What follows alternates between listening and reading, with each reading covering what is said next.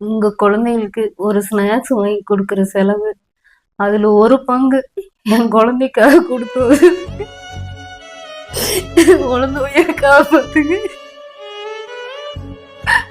மற்றவங்க மாதிரி எனக்கும் வாழணும் ஆசையா இருக்கு. உங்களால் முடிச்ச உதவி பண்ணுங்க.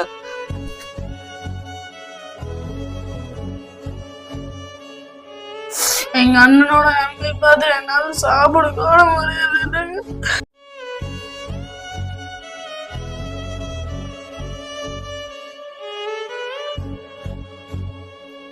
வணக்கங்க. நாங்கள் ஈரோடு மாவட்டம் கோபிச்செட்டிப்பாளையத்தில் கள்ளிப்பட்டிங்கிற ஊரில் இருக்கோம். இப்போ என் பையனுக்கு அபிராமி கிட்னி கேரில் ட்ரீட்மெண்ட் பார்க்குறதுனால ஈரோட்டில் வாவுசி பார்க் ரோட்டில் நாங்கள் வாடகைக்கு வீடு எடுத்து இங்கே தங்கியிருக்கோம். என் பையனுக்கு உடனடியாக ஆப்ரேஷன் பண்ணணும்னு சொல்கிறாங்க. எங்கள் அம்மா தான் கிட்னி கொடுக்குறாங்க. ஆனால் இதுக்கு ஆப்ரேஷனுக்கு 8 லட்சம் செலவாகுன்னு சொல்கிறாங்க. ஆப்ரேஷன் பண்ணல அப்படின்னா உயிருக்கு ஆபத்துன்னு சொல்கிறாங்க. அதுக்கு என் மேலே என்ன பண்ணுறதுன்னே தெரியல. உங்கள் பசங்களுக்கு ஒரு டீ வாங்கி கொடுக்குற ஒரு செலவு என் குழந்தைக்கு கொடுத்து பண்ணு.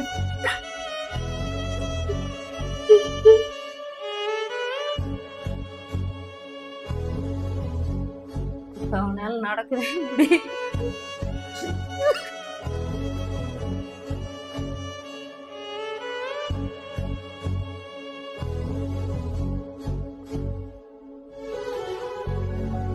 உங்க குழந்தைகளுக்கு ஒரு ஸ்நாக்ஸ் வாங்கி கொடுக்குற செலவு அதுல ஒரு பங்கு என் குழந்தைக்காக கொடுத்து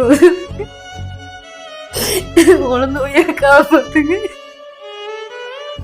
வணக்கங்க. என் பேர் பூமா விஜயலட்சுமி. ஈரோடு மாவட்டம் பெருமகை கிராமம் டிஎன்பாளையம் ஒன்றியத்தில் 9வது வார்டு கவுன்சிலராக இருக்கிறேன்.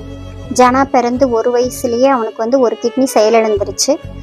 கடந்த 2 வருஷத்துக்கு முன்னாடி அவனோட இன்னொரு கிட்னியும் செயலிழந்துருச்சு. அதுக்காக அவங்க ஈரோடு அபிராமி கிட்னி கேர் சென்டரில் அவங்க ட்ரீட்மெண்ட் எடுத்துட்டு இருக்கிறாங்க. டாக்டர் உடனே கிட்னி மாற்றி வைக்கலைன்னா சிறுவனோட உயிருக்கே ஆபத்துன்னு சொல்லிட்டாங்க.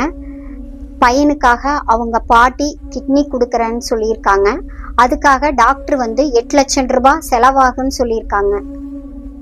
காப்பீட்டு மூலியமாகவும் பொதுமக்கள் மூலியமாகவும் நாங்கள் ஒரு 4 லட்சம் ரூபாய் திரட்டி வச்சிருக்கிறோம்.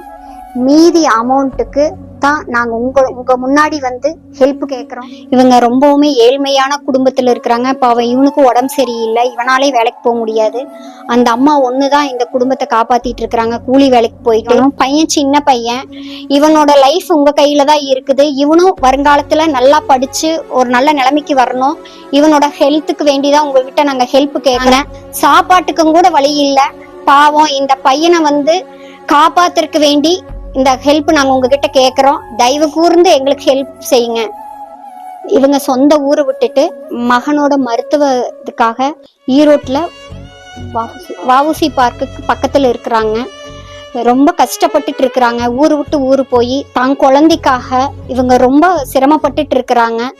நாம எத்தனையோ செலவு செய்யறோம், நம்ம என்னென்னமோ பண்றோம். நம்ம பண்றீங்க நீங்க அதுல ஏதோ ஒரு செலவு இந்த குழந்தைக்காக நம்ம ஹெல்ப் பண்றேன்னு நினைச்சிட்டு ஒரு 50ஓ 100ஓ உங்களால ஆன உதவிகளை செய்யுங்க.